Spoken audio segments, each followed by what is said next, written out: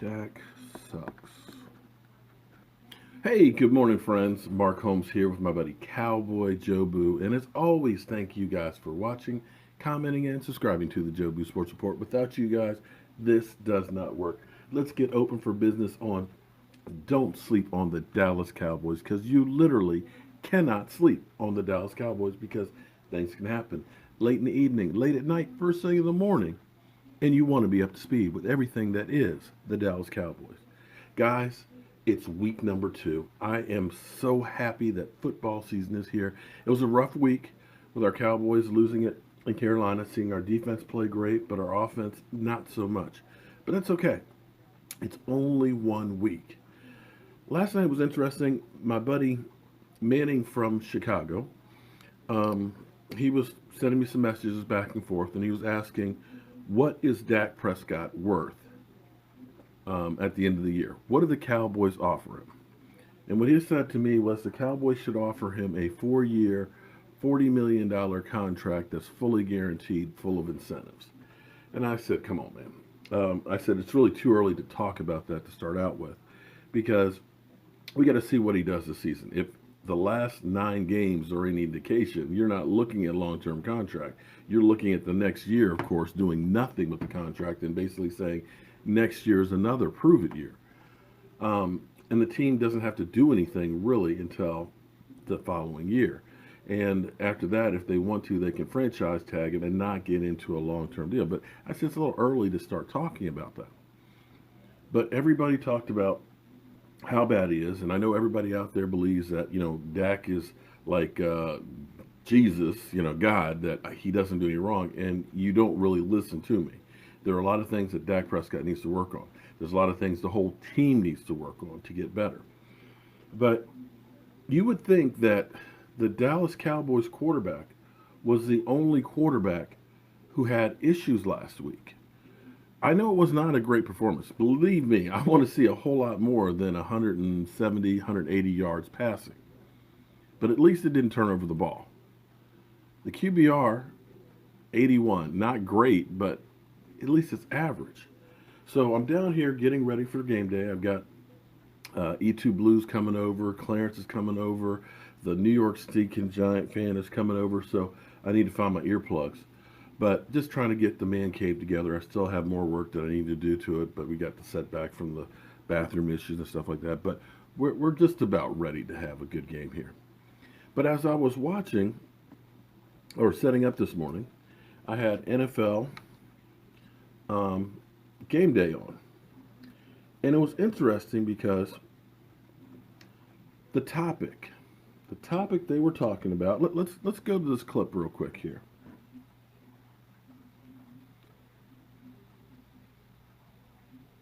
Hopefully we'll go to this clip. Bing. This is a quarterback-driven league. That's why we have 17 quarterbacks that are $100 million quarterbacks or $20 million a year.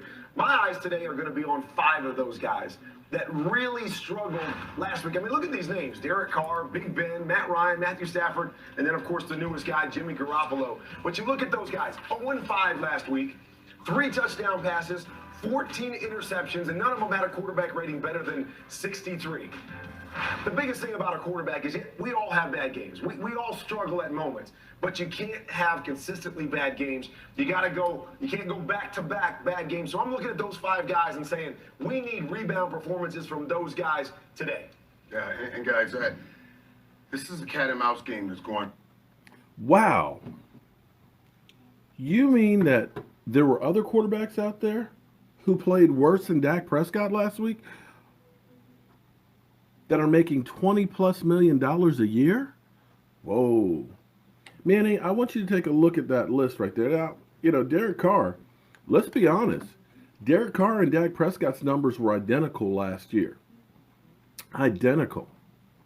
Derek Carr, they still had him in the top 100. But for whatever reason, it seems to be a different scale when it comes to Dak Prescott. Because, actually, let me back this up because I want to look at the numbers. See if I've got to get the booster. Yeah, I'm going to have to get the booster. But I want to look back at the Derek Carr numbers. Another one of those things I got to get set up. And just kind of look at him versus what Dak did. Like I said, I'm not satisfied with what Dak Prescott did, but clearly he wasn't the only quarterback who played badly last week.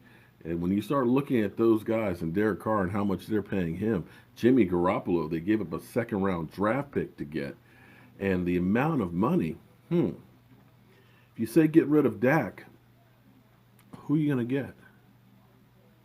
That's my bigger question.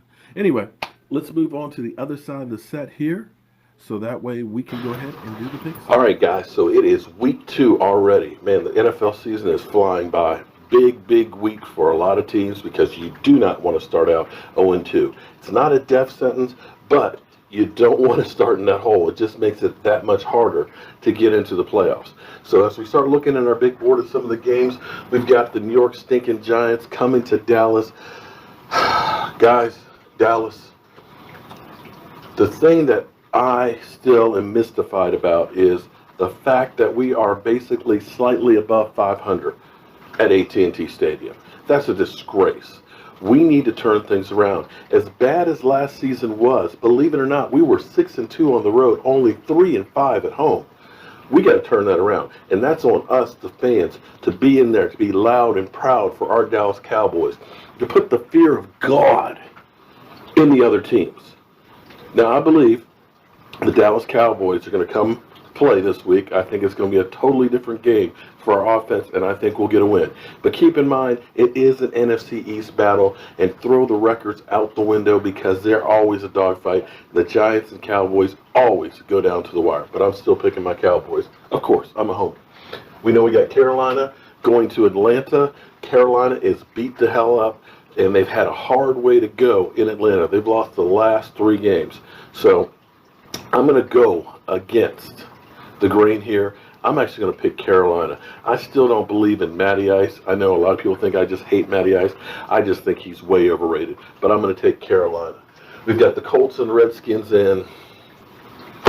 God, I'm going to have to say the Redskins, I think, are the better team at home. I'm actually going to pick the Redskins, although I need to go take a shower because I hate the Redskins. We got the Eagles against the Tampa Bay without Jameis Winston, who I think actually play better without Jameis Winston. Although it's still Tampa Bay, I think the Eagles are going to get that one and go 2-0. We already know about the Bengals and the Ravens. The Bengals killed the Ravens. I mean, we went from the Ravens being, looking like world beaters, 47-3, to looking just pretty inept. Okay, we got the Raiders going to Denver. Got to take Mile High. We got the Doo-Doo Browns versus the New Orleans Saints. I think the Saints will rebound, although maybe New Orleans is one of those teams that you thought in the preseason were going to be really good, and maybe they come back down to earth, because last week that defense that looked really good last year was pathetic. We got the Vikings against the Green Bay Packers. Aaron Rodgers is going to play, but Aaron Rodgers is on that bad knee, and look for Minnesota to put a lot of pressure on him. I'm gonna pick Minnesota on that one. We've got the AFC Championship rematch. We have New England going to Jacksonville. It's hard to bet against New England. 2 things you can guarantee in the NFL is New England will make the playoffs and the Browns will be bad. Although they are going to Jacksonville. I'm going to actually pick the home team, Jacksonville. We got the Chargers against Buffalo. I'm going to take the Chargers without a doubt. Buffalo just looked 2-0 last week. We got the Texans and the Titans. I'm going to take the Texans there. And we got Kansas City against Big Ben and the Steelers. Big Ben, without Le'Veon Bell, did not have a very good game, to say the least. I think I'm going to actually take Kansas City on that one. The Lions with Matt Patricia against San Francisco. 2 teams that just looked bad last week. And, boy, we'll take the home team. Seattle versus the Bears. We'll take Seattle on that one. We got the Cardinals versus the Rams. Really, we'll take the Rams.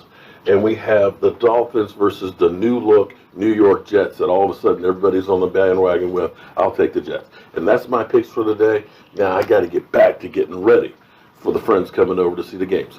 Hope you guys are having a great football morning, and I'll see you soon.